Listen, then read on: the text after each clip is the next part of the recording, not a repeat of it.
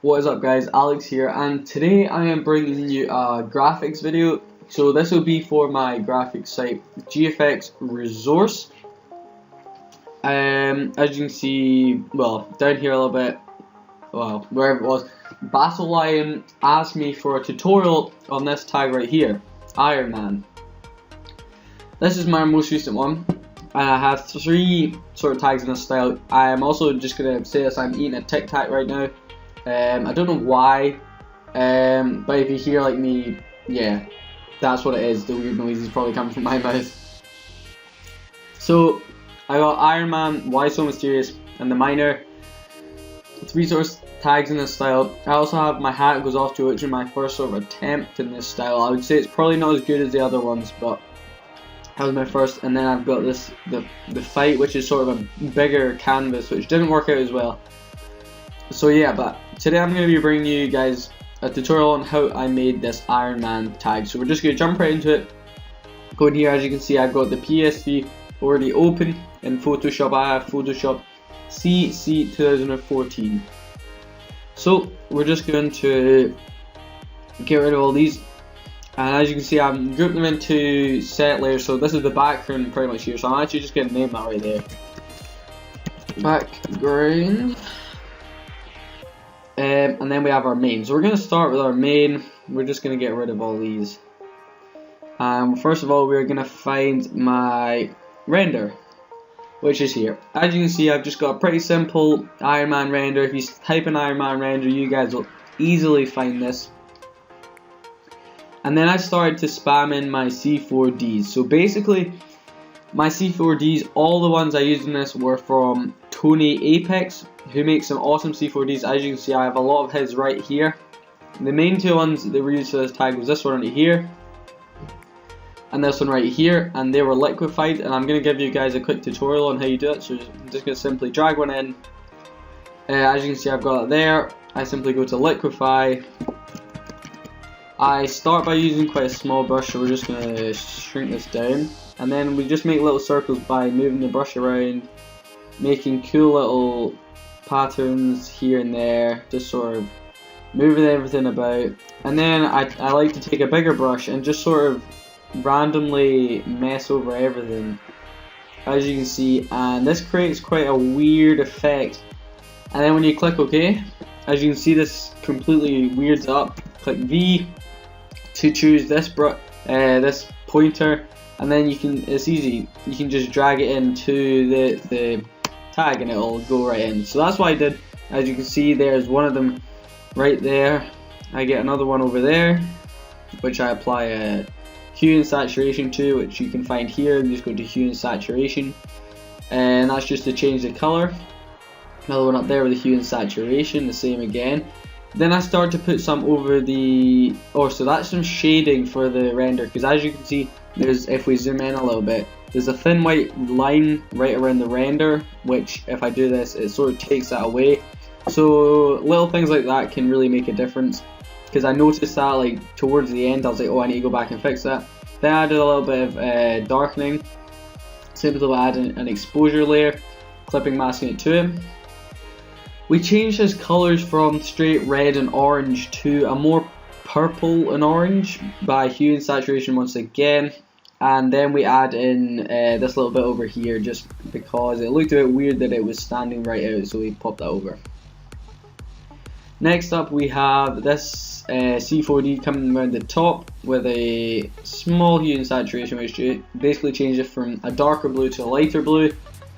We have another one, which is basically, I would say this is probably one of my main C4Ds, and this one is going right over the render. And yep, so I add a small hue and saturation on that one as well, and then this one coming over from his shoulder, and that is the main structure to my tag. That's my render and my C4Ds. Now I'm going to quickly show you how I did the background. Basically, I made a new layer. I'll just quickly show you. So that's my background without, as you can see, it's pretty much just a tag, just smudged a little, which is exactly what I did. So I took my paint bucket tool, and we pretty much made it black like this. We take our smudge brush, and I have a sort of abstract-y smudge, so I've got it saved under smudge right here. You go over and it's a cool brush like that. So yeah, and then you want to make sure sample all layers is on. I've got mine set up 90.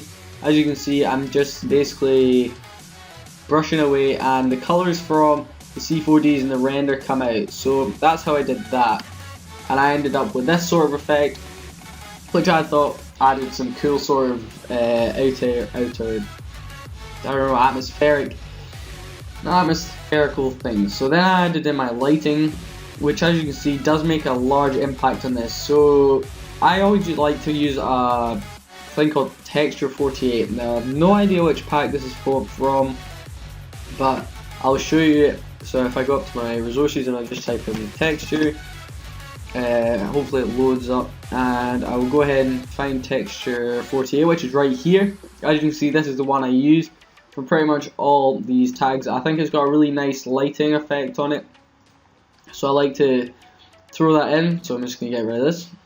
We do add a hue and saturation to make it more blue. We then do the same down here, just to add in a little bit of lighting, because it does seem like there's a little bit of lighting from down the bottom. Add a little bit of shading because it looks kind of weird where the lights were coming from. And finally I add two lights, one up here and one up here, because you can see they're coming down lights like here and lights like here. So that was my lighting right there for this tag. Then I started to add my pen tooling, which we've turned on. As you can see, we don't pen tool too much in this tag, just a little bit. And I have 3 layers, all different colors. We got our orange right there, we got our blue, and our pinky purple. So first of all, we're going to look at this one. So to make a pen tool line, basically what you want to do, you want to choose a brush, not 1300. You want to set it around at 2 pixels. Make sure it's a nice hard brush. 2 pixels. You want to come over to here to your brush settings. You want to turn on shape dynamics, control pen pressure right there. You want to go to your pen tool brush. You want to go down and make sure I'm just going to go into this layer, and you simply click. I'm going to make mine like roughly like that. This is going to be end up black. You want to click stroke, and then you want to click OK, and it will make a line pretty cool. Oh Jesus, what just happened there? Oh no, what did I do? We're just gonna escape. So as you can see, this one is set on linear dodge 65%, and it's just to add a little bit of extra lighting and effects and stuff. And each of them have the outer glow on set at 45%, and I always just choose the exact same color as the lines, the original lines. So that was just I'm assuming you guys probably know how to pen tool. It's pretty easy, pretty simple. If you don't, I'm sure there'll be tutorials out there on YouTube, so you can go and check them out. Next up, we've got my color lighting. Now this was easily done. As you can see, it's pretty boring, and then suddenly it's like boom, the colors are really in your face. So basically each of these is set onto linear dodge in 25%.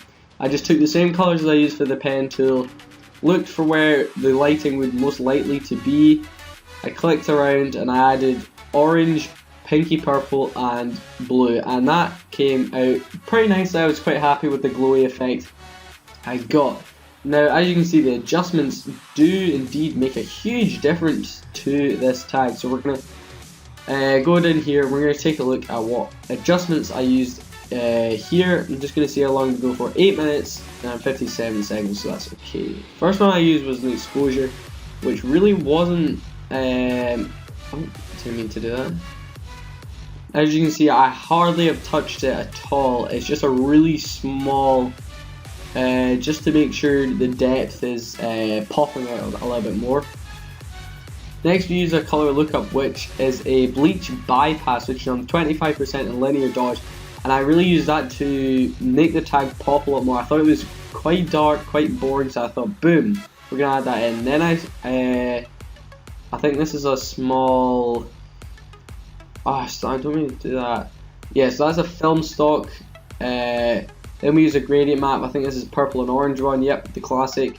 We then use a vibrancy layer. Now if you guys haven't seen this before, what I do for my vibrancy is I go click here, vibrance. I then go over here, I turn them both right up. I then put it onto multiply, and I can mess around with the opacity. So if we put it back to normal and up to 100%, as you can see, it is absolutely crazy looking. So we put it back to multiply, as you can see, it really darkens and makes like certain lighting bits pop out. So I find that makes it look pretty nice, to be honest.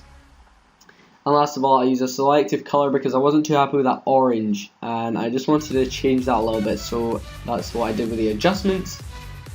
The final touches I use are pretty simple. Probably you guys pretty much know all these. We've got high pass lighting, topaz, dodge and burn, and a border. So my high pass, I just made a new layer, applied the image, went up here to filter. Oh, we're just going to click on this. Filter, other high pass. I set mine onto 7.0 and then onto soft light, and around about 30 to 60%, anywhere in between them. Just depends on what you guys feel works. And then for my lighting, I'll show you. I applied the image again. I went to render, lighting effects, and once you click on that, you'll pretty much work out what to do. It's pretty simple. We then have a really small topaz, which is hard to notice, but it does play an effect. I used the lines or the edges on 2, and that's how I did. And then I went for a quick dodge and burn. So we dodge the bottom, dodge the top, burn the bottom. And then I added my 1 pixel border by applying the image, double clicking, going over to stroke inside 1 pixel.